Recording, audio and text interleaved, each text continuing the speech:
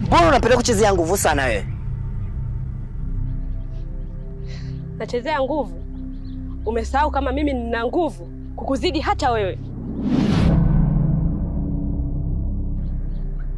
Kobelo, siku nyingine inatakiwa uwe makini sana, kwa sababu wewe juzi ulitaka kuniharibia kwa mume wangu.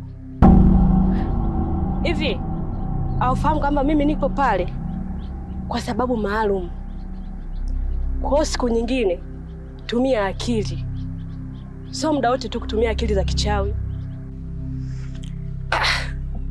Mwana, kama unachelewa kwenye vikao hili nikose kuongea. Kwa mume wako na uchawi unampenda kipi?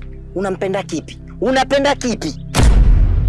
Uchawi na mume hapa kunaingiliana nini? Kuna muda wa majukumu ya kazi, kuna muda wa kupetiana mapenzi yenu. Unafahamu kwamba ninapenda uchawi kuliko hata kula.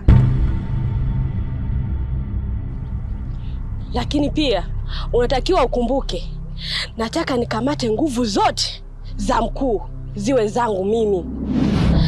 Na sitaishia hapo tu, nataka nimwangushe hadi chifu, ili mimi katika hichi kijiji nikishikilie.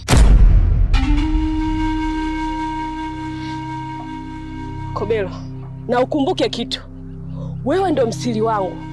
Ninakuamini katika harakati zangu zote ninazozifanya.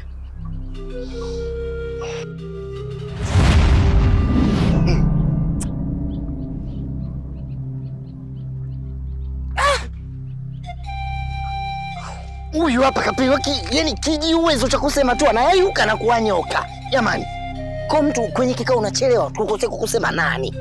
Sasa siku nyingine mimi nachukua gongo na maliza tu. Yani nagusa tu. Inshallah mshirika mimi.